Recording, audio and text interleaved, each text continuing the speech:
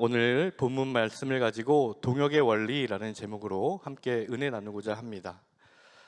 제가 아주 가끔 운동을 하러 1월 저수지나 서호 저수지로 나가게 됩니다.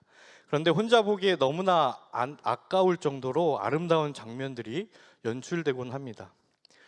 석양이 지는 그러한 시간에 붉은 노을을 배경으로 삼아서 여기저기에서 새들이 모여들어 이렇게 V자를 만들고 그 형태를 유지한 채 힘차게 날개짓을 하고 날아가는 새들의 모습을 발견할 수 있습니다. 그 모습을 보면서 세상에 다양한 아름다움들이 존재하지만 누군가와 함께 한다는 것, 그리고 서로 다른 사람들이 만나 함께 무언가를 성취해 나간다는 것, 그것만큼 아름다운 모습이 또 있을까라는 그러한 생각을 하게 되었습니다. 사실 그것이 바로 성경적인 가치이고 또 우리를 향한 하나님의 뜻인 것 같습니다. 하나님께서 사람을 만드실 때 아담을 지으시고 그 사람이 혼자 있는 것을 좋지 않으시다라고 말씀하시면서 돕는 배필 하와를 만드셨던 것을 우리는 잘 알고 있습니다. 그러한 맥락에서 보면 사람이라고 하는 존재 자체가 창조의 원리에 따라 누군가와 함께 할 때 가장 완벽하고 가장 의미 있는 존재가 된다라는 것을 여러분 믿으시기를 바랍니다.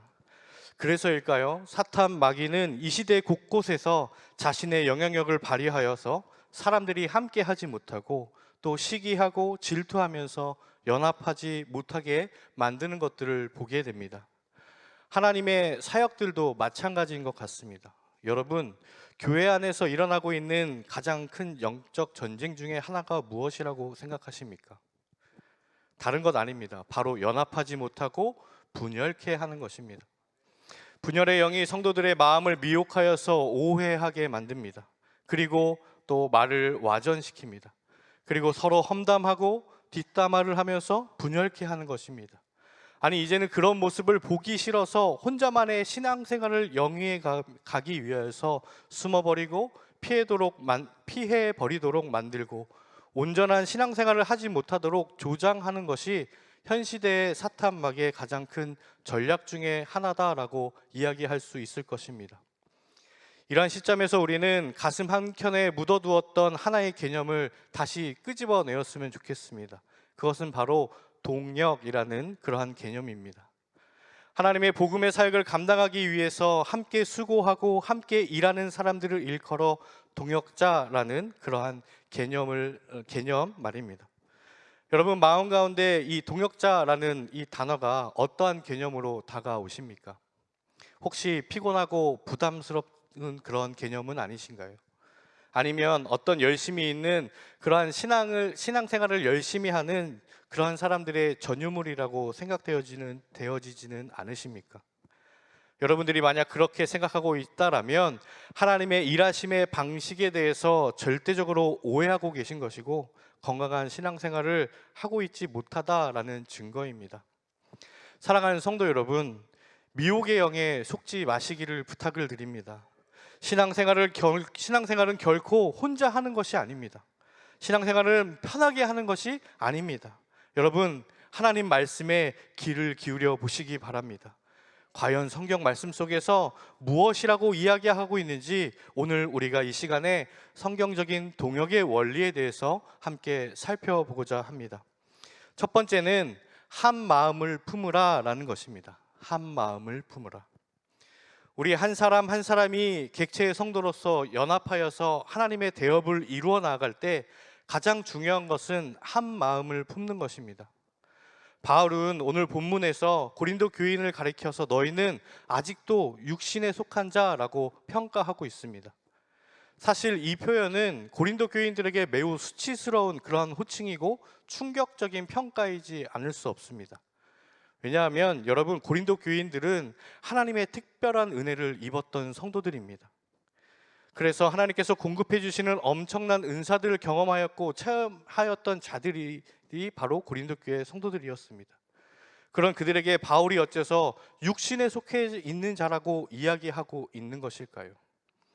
여러 이유가 있겠지만 가장 큰 이유는 시기와 분쟁이라는 이 사탄 마귀적인 요소들이 그들 공동체 한가운데 자리 잡고 있었기 때문에 그렇습니다. 우리가 읽었던 3장 3절 말씀을 보면 이렇게 이야기하고 있는데요. 너희는 아직도 육신에 속한 자로다. 너희 가운데 시기와 분쟁이 있으니 어찌 육신에 속하여 사람을 따라 행함이 아니리요 라고 말씀합니다. 시기와 분쟁은 여러분 복음적인 정서가 아닙니다.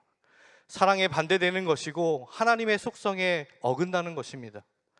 4절에 보면 고린도 교회 공동체 안에서 어째서 시기와 분쟁이라는 정서가 팽만해졌는지를 그 이유에 대해서 이야기하고 있습니다. 우리 4절 말씀인데요, 함께 읽겠습니다. 시작. 어떤 이는 말하되 나는 바울에게라 하고 다른 이는 나는 아볼로에게다 하니 너희가 육의 사람이 아니리요. 아멘. 무슨 말입니까? 쉽게 말해서 나의 스승이 바울이기 때문에 나는 바울파다. 또 너의 스승은 아볼로이기 때문에 너는 아볼로파다라고 이야기하는 것입니다. 유치하지 않습니까? 어떻게 이렇게 유아기적인 그런 발상이 교회 공동체 안에서 일어날 수 있었던 것일까요? 여러분, 우리가 이 본문을 읽으면서 정말 하나님의 특별한 은혜를 경험했던 이 고린도 교회 성도들이 어떻게 이렇게 유치하고 어이없는 일들을 하고 있을까라는 생각을 하게 될 것입니다. 그런데 여러분, 가만히 우리의 공동체 모습을 돌아보아도, 여러분이 몸담고 있는 공동체에서 행해지고 있는 그런 모습들을 돌아보아도 별반 다르지 않은 모습을 우리가 볼 수 있다라는 것입니다. 저는 청년 사역을 담당하고 있습니다. 여름과 겨울 방학이 되면 단기 선교나 수련회를 준비하여서 수련회를 떠나게 됩니다. 그렇게 사역을 할 때 항상 팀들을 나눠서 팀 사역을 하게 됩니다. 그런데 단기 선교나 이 수련회 때마다 종종 겪는 영적 전쟁이 바로 이 팀 안의 분파와 분열이라는 것입니다. 팀 안의 은사에 따라서 세부 조직을 나눕니다. 그러면 세부 조직을 중심으로 끈끈한 유대 관계가 형성되면서 이제 파벌이 만들어집니다. 그리고 갈등이 생기게 됩니다.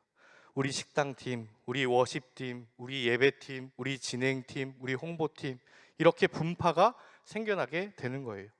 그러면서 선교나 수련회를 통한 궁극적인 큰 그림을 보지 못하게 만들고 감정 싸움과 마음의 상함을 가지고 돌아오는 지체들이 종종 있다라는 것입니다. 우리 구역, 우리 동기, 우리 교사들, 우리 기관, 여러분, 이것이 사단의 목적이고 목표입니다. 성경에서도 보면 사탄은 본질적으로 이간질을 하고 분열시켜서 한 마음을 품지 못하도록 만드는 그런 악한 영입니다. 관계성을 어떻게든 무너뜨리려고 합니다. 창세기 3장에 보면 여러분들이 잘 아시는 것처럼 사탄의 유혹으로 인간이 타락하게 되는 과정을 우리는 살펴볼 수가 있습니다. 결국 무엇입니까? 하나님과 인간 사이를 갈라놓고 영적인 교류가 이루어지지 못하도록 하고 있다라는 겁니다. 다시 말해서 하나님과 사람 사이에 하나 되지 못하도록 하는 일이 이 사탄 마귀의 주된 업무이다라는 것입니다. 그뿐만이 아닙니다. 사람과 사람 사이를 어떻게든 이간질하려고 합니다.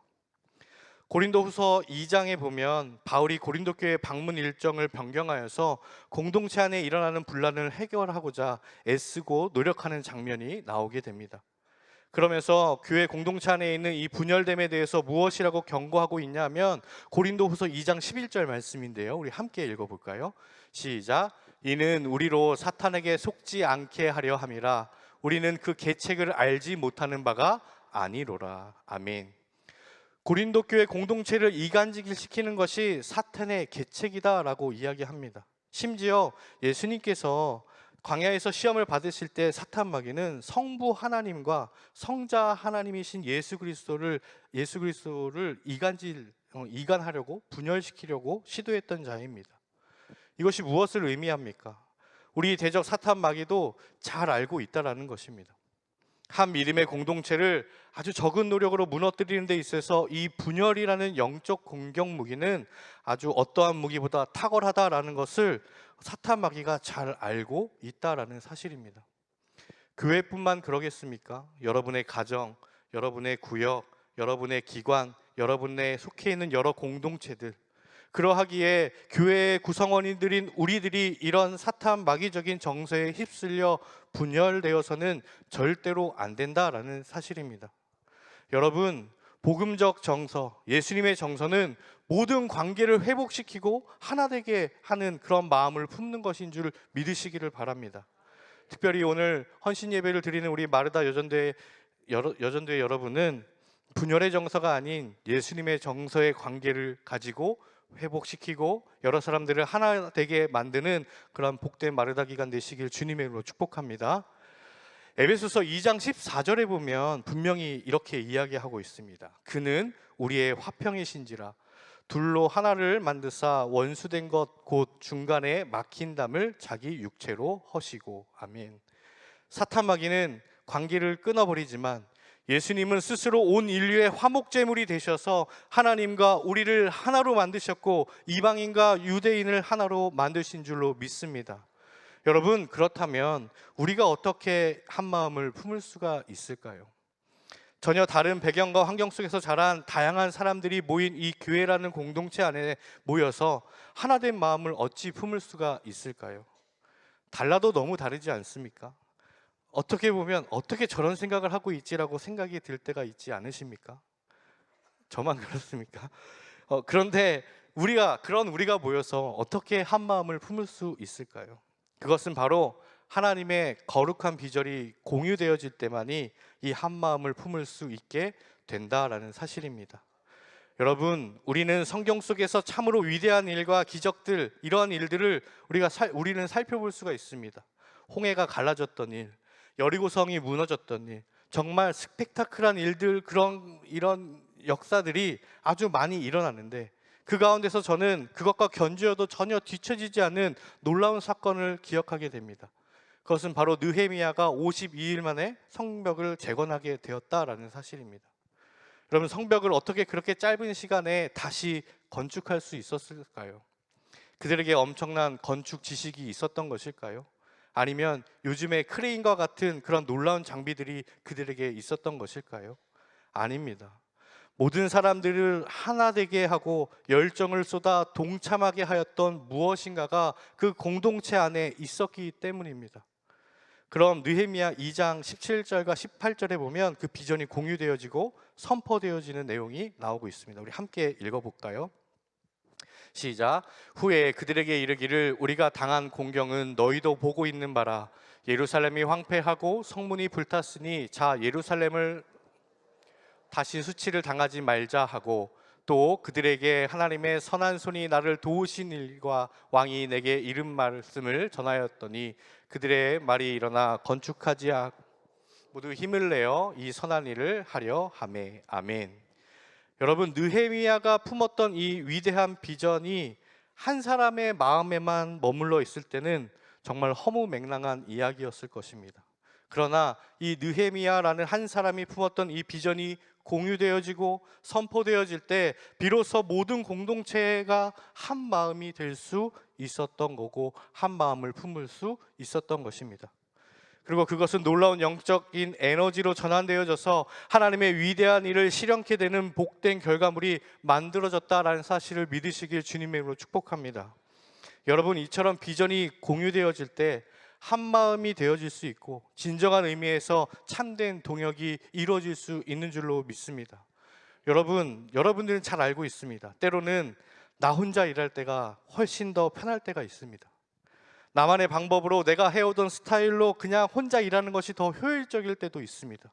그러나 하나님 나라의 방식은 효율성이 첫 번째가 아닙니다. 편리성도 우선이 아닙니다.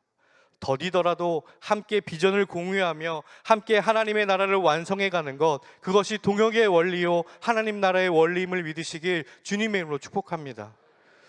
고린도전서 1장 10절에 사도 바울은 외치고 있습니다. 형제들아, 내가 우리 주 예수 그리스도의 이름으로 너희를 권하노니 모두가 같은 말을 하고 너희 가운데 분쟁이 없이 같은 마음과 같은 뜻으로 온전히 합하라. 아멘.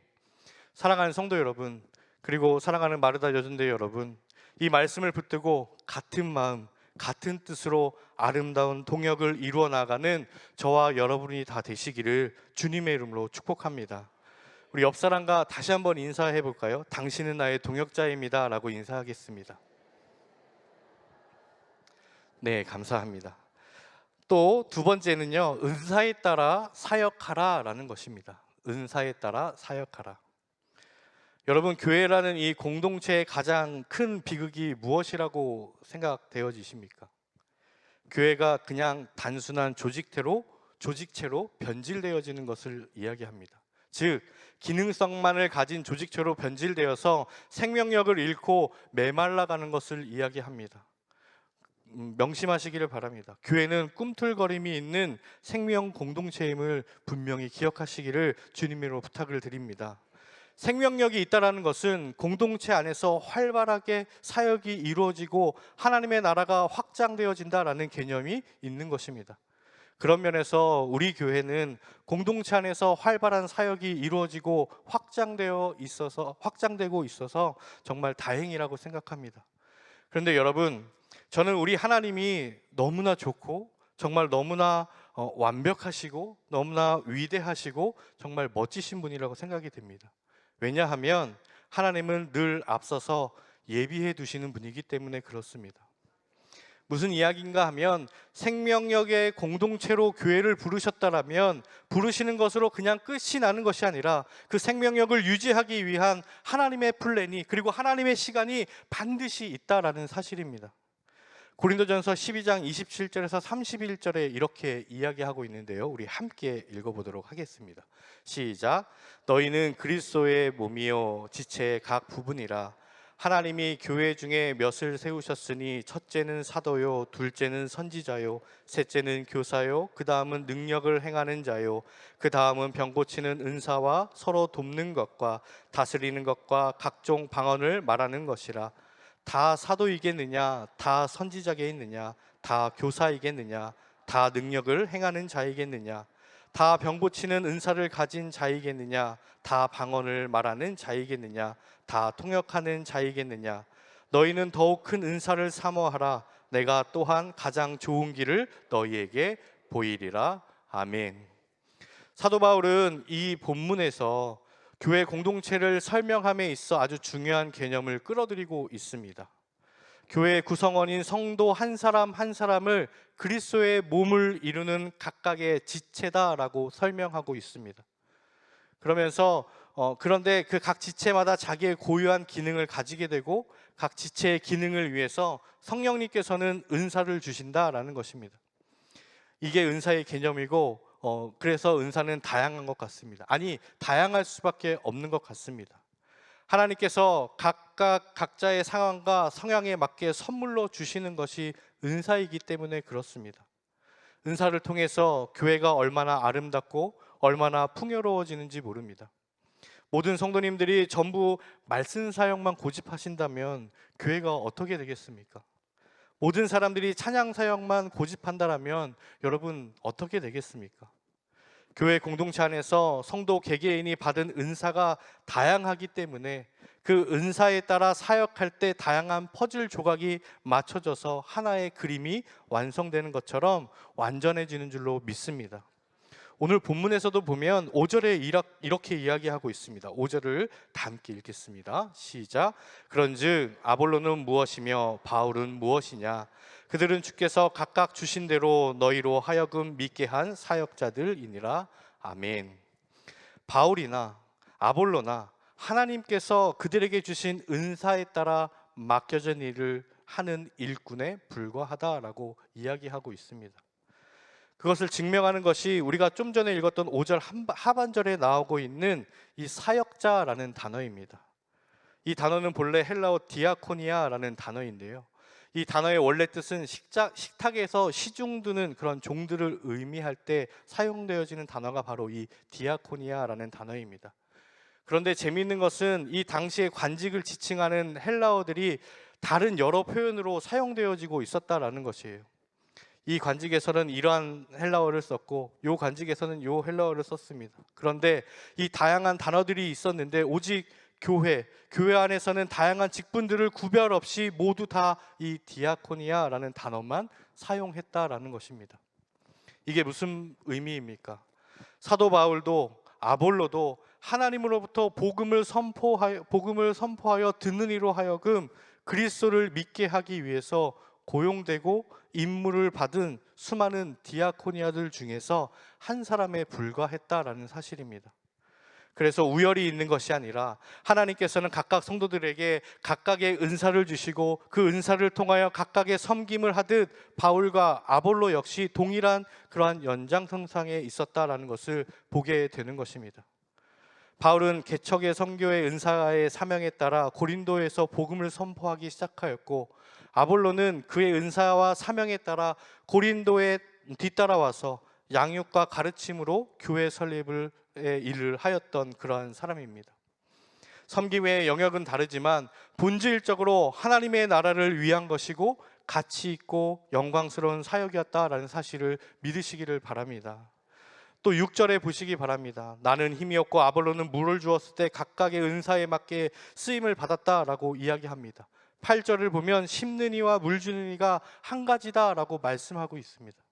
사랑하는 성도 여러분, 분명히 기억하시기 바랍니다. 하나님 일에는 크고 작음이 없고 귀하고 천한 일도 없습니다. 하나님의 일은 그 자체가 크고 귀한 것이고 하나님은 그것을 무엇이든지 동일하게 취급하고 계신다는 사실을 믿으시기를 바랍니다. 그리고 우리는 그저 하나님의 종으로서 하나님의 소명에 따라 일하면 되는 것입니다. 그거면 되는 것입니다. 중요한 것은 우리가 맡은 일에 얼마나 충성하느냐이지 무엇을 맡았느냐 그리고 무엇을 하느냐가 중요한 것이 아니다라는 사실입니다. 달란트 비유에서도 분명히 나타나고 있습니다. 우리가 얼마만큼의 달란트를 확보하고 있느냐가 중요한 것이 아니라 그 맡겨진 것을 얼마나 최선을 다해서 일하느냐, 그것을 사용하느냐가 그 평가가 여러분 달라진다라는 사실을 분명히 기억하시기를 바랍니다. 그런 면에서 죄송합니다. 제 이야기를 좀 하면 겸손이 아니라 제가 목회자로서 정말 가진 재주가 없는 것 같습니다. 하나님의 나라를 위해 무언가 큰 일을 이뤄낼 만한 그런 달란트가 있지 않은 것 같습니다. 그래서 그저 부족하고 그 부족함을 안고 은혜로 사역하고 있는 극히 평범한 목회자인 것 같습니다. 그런데 제게 잘하는 게 하나 있습니다. 그게 가장 큰 달란트라면 달란트인 것 같고 그 달란트가 점점 제게 주어지는 것 같습니다. 그것은 그저 묵묵하게 맡겨진 일을 끝까지 한다라는 것입니다. 머리 굴리지 않고 계산하지 않고 그냥 맡겨진 일을 어찌됐든 최선을 다해서 그 일을 감당한다라는 것입니다. 제가 처음 사역하였을 때 큰 교회도 가보고 싶고 그 교회에서 많은 것도 배우고 싶은 마음이 왜 없었겠습니까? 그런데 알고 있던 작은 교회 지인 목사님께서 그 목사님의 부탁으로 찬양대를 맡아달라라는 그런 말씀을 듣고 반주자까지 6명이 모인 교회에서 2년 동안 한 주도 빠짐없이 인천과 제천을 왔다 갔다 하면서 찬양대를 섬기고 예배를 드렸습니다. 그 다음 사역지에서도 교회에 좀 어려움이 있어서 부교육자들이 이렇게 떠나는 일들이 생겼지만 묵묵히 저는 그곳에서 제가 맡은 일을 감당하였습니다. 3년 동안 외로웠고 많은 오해도 있었고 눈물을 흘릴 일도 많았었지만 하나님이 그걸 기쁘게 여기셨던 것 같습니다. 그래서 맡겨진 일에 최선을 다하고 충성을 다하는 그 모습을 기억하시고 하나님께서 다 갚아주시는 것을 저는 경험할 수 있었습니다. 죄송합니다. 바울은 고린도전서 4장 2절에서 이렇게 이야기하고 있습니다. 맡은 자들에게 구할 것은 충성이니라. 공평하신 하나님은 각자 수고한 대로 가장 합당한 상급을 우리에게 주실 것입니다. 그 사실을 믿고 맡겨진 일에 최선을 다하며 나아가는 저와 여러분이 다 되시기를, 그리고 우리 마르다 여전도회 다 되시길 주님의 이름으로 축복합니다. 하나님은 다 알고 계십니다. 하나님은 다 기억하고 계십니다. 오늘 본문 8절 말씀을 또 함께 읽어보도록 하겠습니다. 8절입니다. 시작. 심는 이와 물 주는 이는 한 가지이나 각각 자기가 일한 대로 자기의 상을 받으리라. 아멘.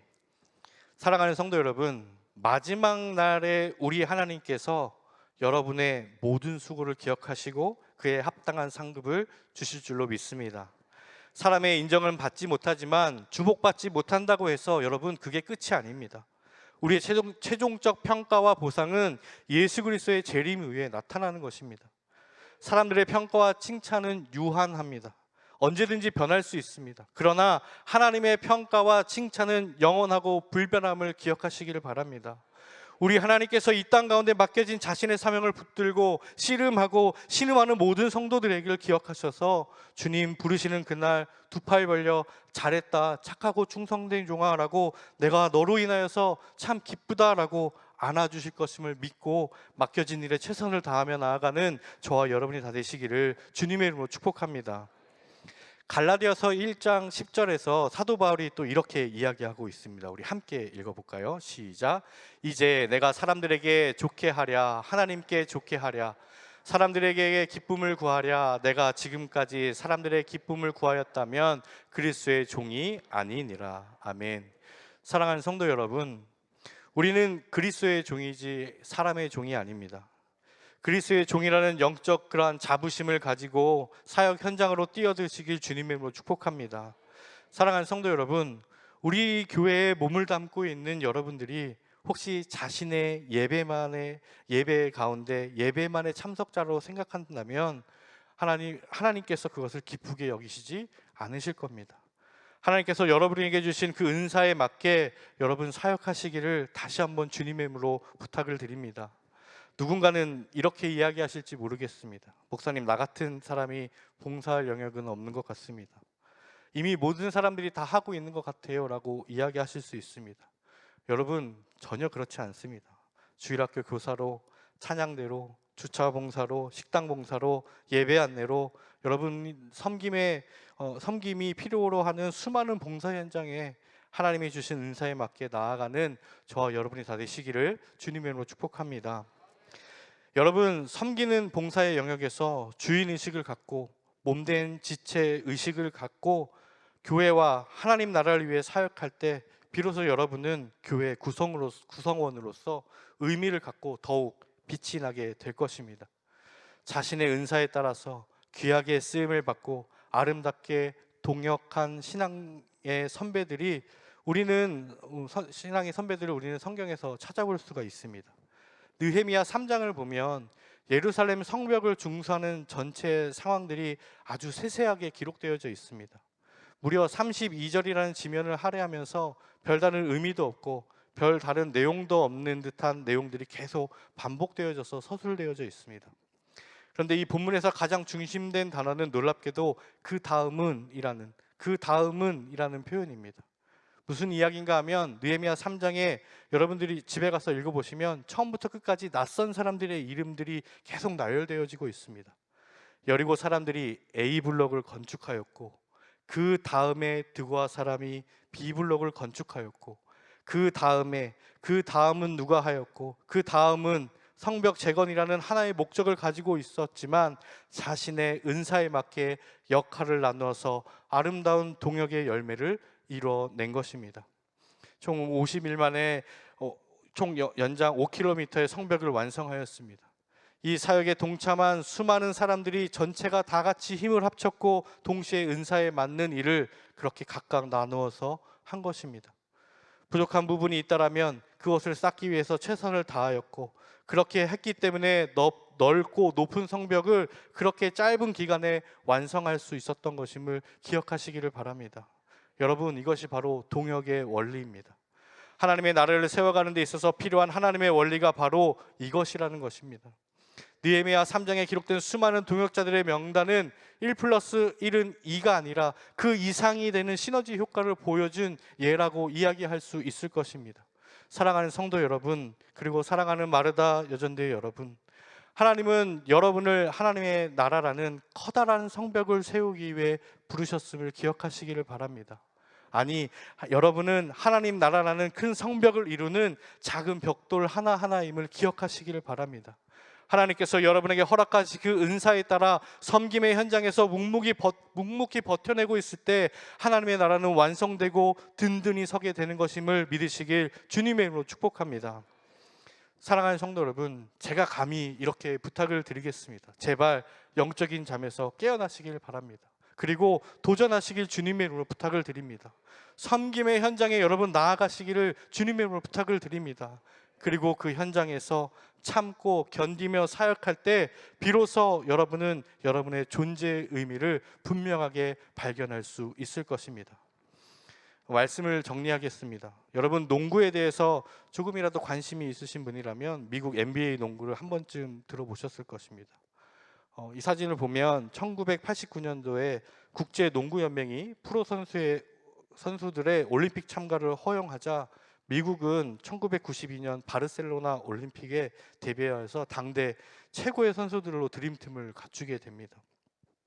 이 원년 드림팀 이들은 1992년 바르셀로나 올림픽에서 결승전에서 크로아티아를 117대 85라는 엄청난 점수차로 승리하면서 여유롭게 금메달을 딸 수가 있었습니다.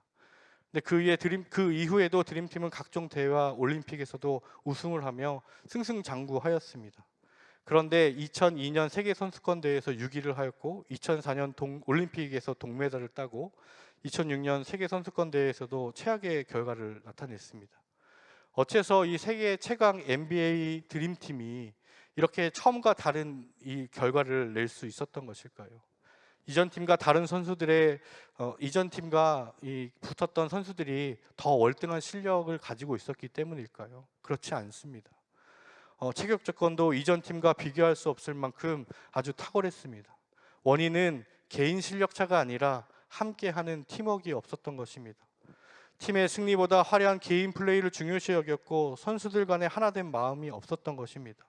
각자의 포지션에서 최선을 다하기보다 내가 조금 더 오랫동안 공을 잡고 여러 장옥 잡고 또 자신이 집중되기를 바라는 마음에 계속해서 슛을 던졌던 것이에요. 그래서 그 드림팀은 역사의 뒤로 자취를 감추게 되었습니다. 사랑하는 성도 여러분, 하나님의 나라의 영적 원리도 다음과 같습니다. 여러분, 젠가라는 게임 아시지 않습니까? 나무 블럭을 쌓아서 하나씩 빼내는 그런 게임입니다.